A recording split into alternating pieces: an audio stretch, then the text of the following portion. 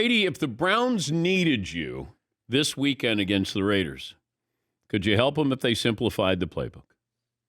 Yeah. I mean, ironically, I'm actually in the state of Ohio right now, back home in Columbus, so it wouldn't be too hard of a trip to make that happen. So anything for the Browns. Now, it might take me a little while to get warmed up, but once I get in there, yeah, I'd do anything for the Brownies. What do you think's going to happen here? Do we get to the point where You we know, have to pause the season? I hope not. I mean, look, I'm not a medical expert by any means, but there was a show called Dr. Quinn, Medicine Woman. So I will try to put that hat on for a second. At some point we're going to have to handle, and I think the NFL is coming to this conclusion, as well as the NFLPA for that matter, asymptomatic cases versus symptomatic cases. And as we move on, if we're going to be putting players out there, and the players obviously realize they're at risk at any point in time by choosing to play, we need to realize that as much as we can test everything we want, there's still going to be players who still contract the virus through whatever means. Now, we haven't seen a case where it's happened during a game, but obviously during the weeks in practice and in their social time, that's where this is occurring. But the truth of the matter is they're going to have to start letting players play who are asymptomatic. It may sound controversial, but at least to the best of my knowledge and everything I read from medical experts, you're not at risk then to passing it on. And really, let's be real about this.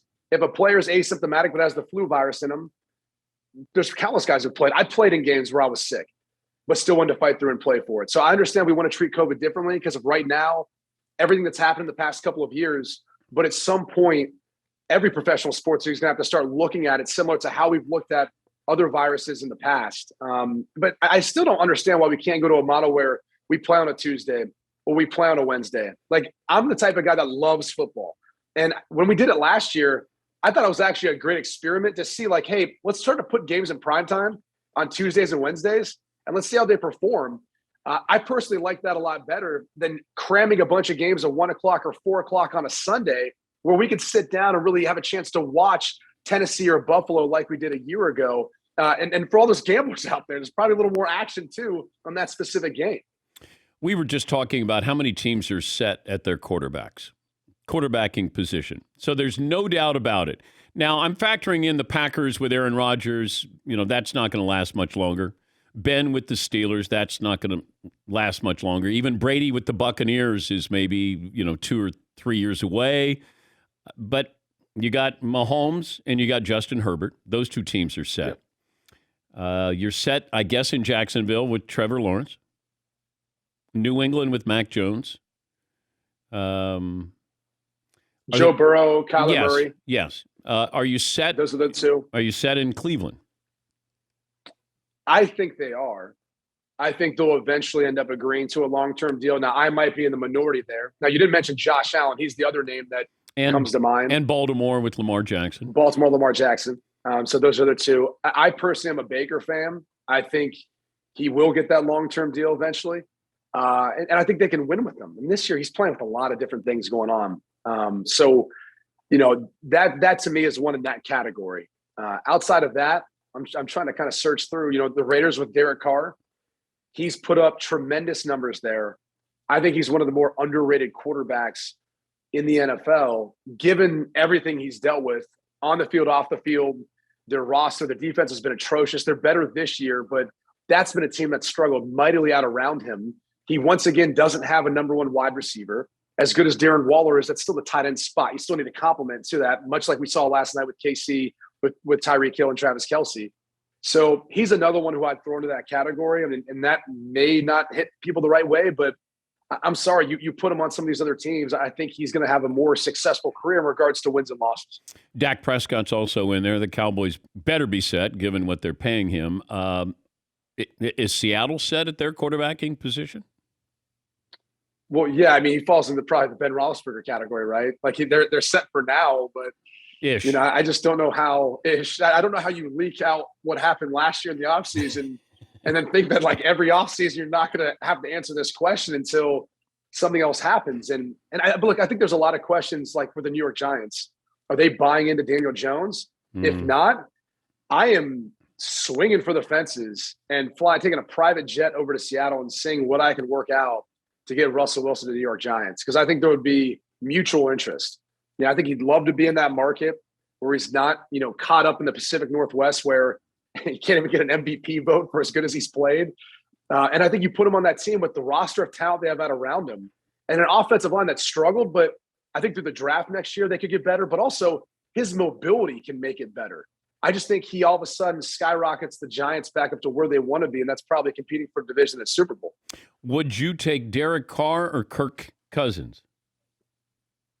Oh, that's a tough question. Oh, man. I mean, how many games are on Monday Night Football? So if I don't have him in prime time, you're going to take Kirk. 1 o'clock games.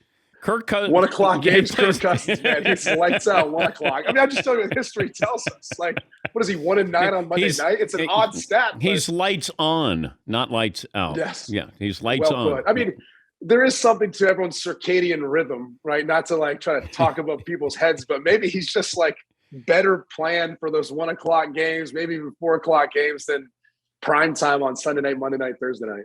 All right, let's dissect last night. I mentioned a couple of things that I'd love that the Chargers go for it on fourth down. I think it sends a great message to your team that this is who we are and I have confidence in you. The going for it on fourth down at the end of the first half, I didn't understand because if you don't make it, then you have the Chiefs in horrible position. Well, the half is ending, Brady. It's over. You got to kick a field goal in that situation. The other ones, you want to go for it, fine. We can maybe nitpick on the play calling, but I had a problem at the end of the first half not getting 3 points. And I wonder how much the fourth down earlier that was dropped that they could have converted for a touchdown, how much that played into it, right? Like they should have scored a touchdown there. They should have converted that and thoughts and prayers too. Obviously, I hope the player's okay. But, the reality is I wonder how much of that played a factor into the feeling of all that. Because I'm with you. I'm thinking in my head, just take the points, move on to the second half. This isn't the time to take that risk necessarily. But, you also have Justin Herbert as your quarterback. And I think the message he is sending, and you're right, it's the entire team. Like it's the Justin Herbert in your offense saying, we think that highly of this kid. We're going to give him 4 downs in a lot of circumstances, not 3. And that might change the way we look at football or how teams approach us. But it's going to change the way I think a lot of people look at football, especially when you got a quarterback like Justin Herbert. But it's also telling your defense, if we don't get it, we believe in you. Yeah. Being able to get us the football back to this guy. So, but explain the analytics, though, Brady, because analytics don't factor in. It's Patrick Mahomes and Travis Kelce and Tyreek Hill going for it on fourth down. If it's the Jets or Jacksonville, you can't use the same analytics. I personally hate even the analytics conversation because I think it's too nuanced. There's too many variables. Yeah. I mean, for starters, your game plan alone changes drastically week to week. With the personnel groupings you want to try to utilize to find that matchup versus your opponent, their scheme, depending on what type of cover 3 zone they play, teams play them differently. So how you go about preparing those route concepts are differently. The blitz packages are different. So in all those scenarios, and you better believe on fourth down in particular, we would put on the game plan, got to have it plays. There's some teams who are going to bring the house depending on where you're at, especially down in the red zone. There's some teams who are going to play all covers. They're going to drop 8. So you have a different preparation for each one of those. So there's so many variables just with your opponent and that situation, let alone your own personnel and who's out there and that matchup and how your personnel matches up against them. And then injuries and everything else and flow of the game.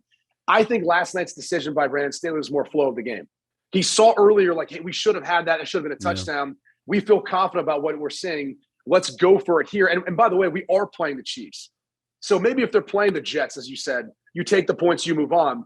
But because it's the Chiefs, you kind of feel like we have to take these chances of scoring touchdowns. We can't afford to take our foot off the gas at any point in time. Yeah, and I understand that the Chiefs get in your head more than any other team in the NFL where you go, we got to get touchdowns, not field goals. And I understand that philosophy. But at the end of the first half, I got to have points. I don't want to go in that locker room going, man, we failed on fourth again.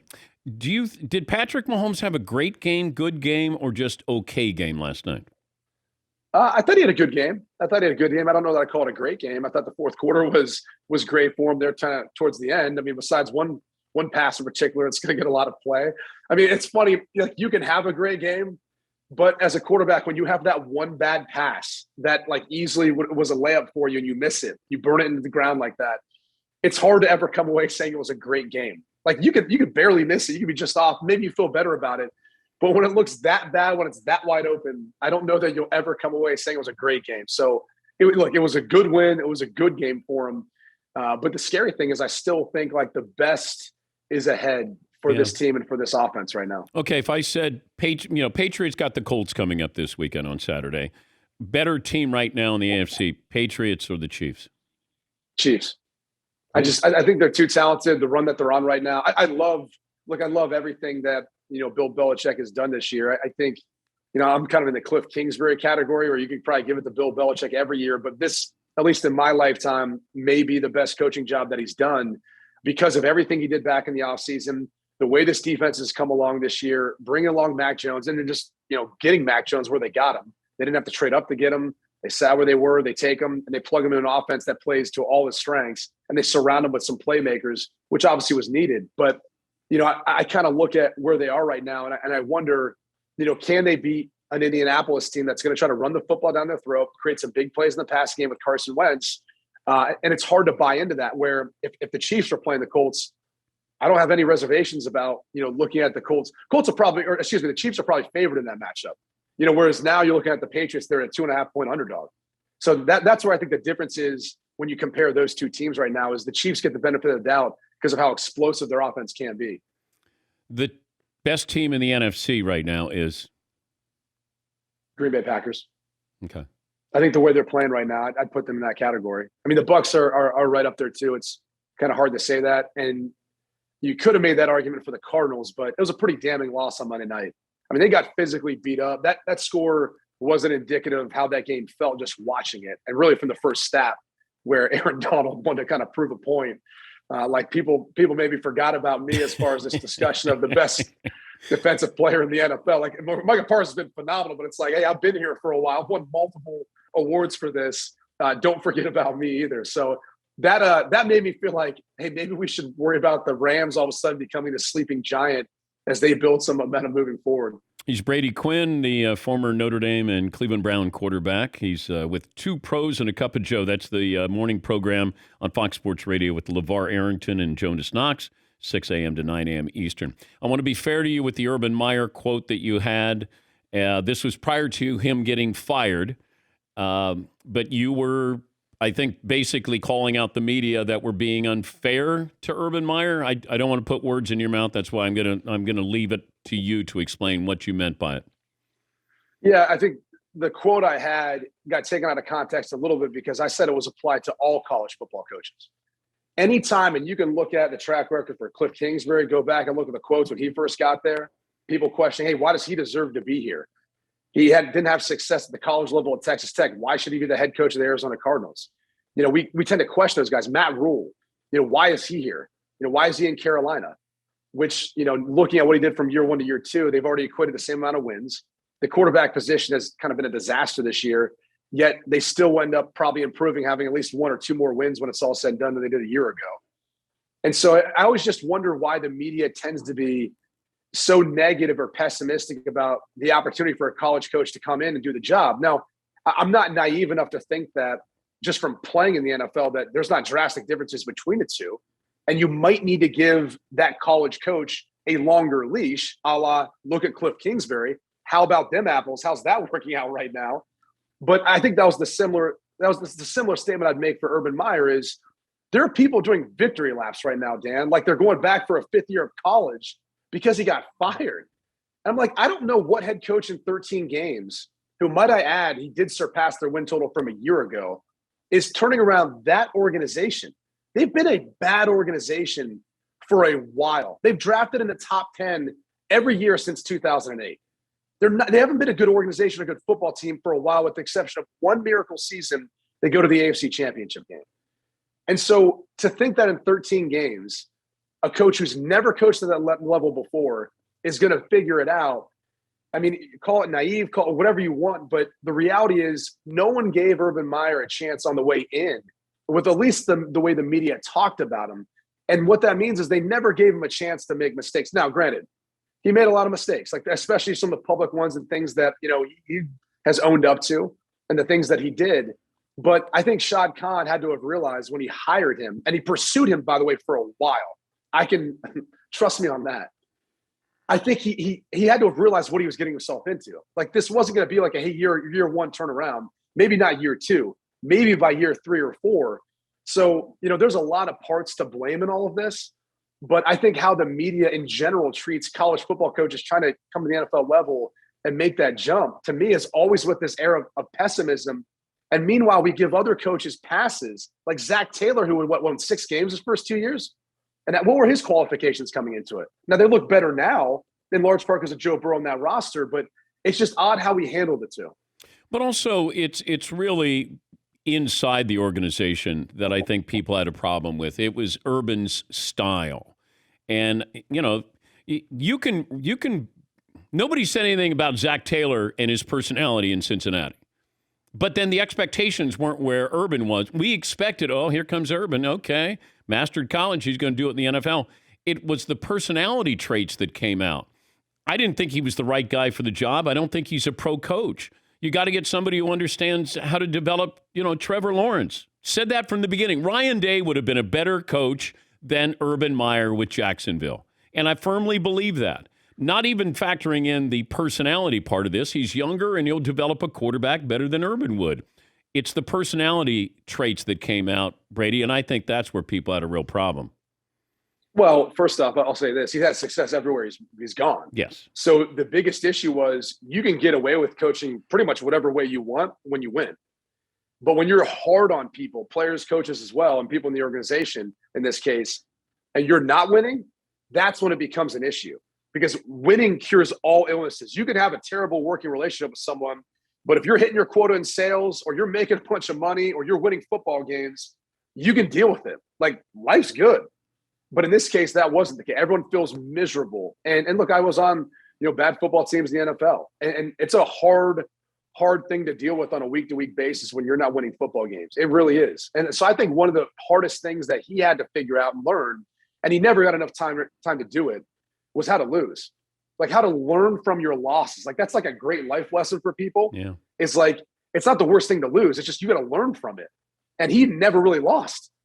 I mean, what was he, like 187-32 in his college career coaching? I mean, think about that. That's staggering. And the NFL, nowadays with 17 games, right? You're 10-7, you're in the playoffs. And you've nearly lost half the amount of games you played. 9-8 may even make it. Who knows? But that's the reality is, I don't know that he ever was given time to figure that out in 13 games. And I don't, maybe that's more the question. I think the other thing you point out, though, about Ryan Day is more hands-on with things. He's not like the CEO type coach. He's going to be a part of the play calling. He's going to be a part of that quarterback room and developing CJ Stroud or whoever the next quarterback will be at Ohio State or whoever's already been there. Coach Meyer has more of a CEO type mentality. He lets his coaches coach, but they have to bear the responsibility for the decisions that they make and how their installs, their scheme, what they're going about doing. What's he do next? What's Urban do next? Well, I would not. I mean, I don't know. He'd probably join us at Fox at some point. I mean, that would be my guess. He at some point he comes back onto our desk. I don't know that I reached out to him, haven't heard back from him yet, which obviously I'm sure he's doing with a lot. But if Bob Stoops is leaving the Fox pregame show, right? Wait, I mean, if he was, I don't know that. I mean, that'd be news to me. But who knows? Maybe we create another chair for him. Or if Coach Stoops did leave, then I assume there'd be a spot there for Coach Meyer. Maybe they'd add a spot for him. I don't know.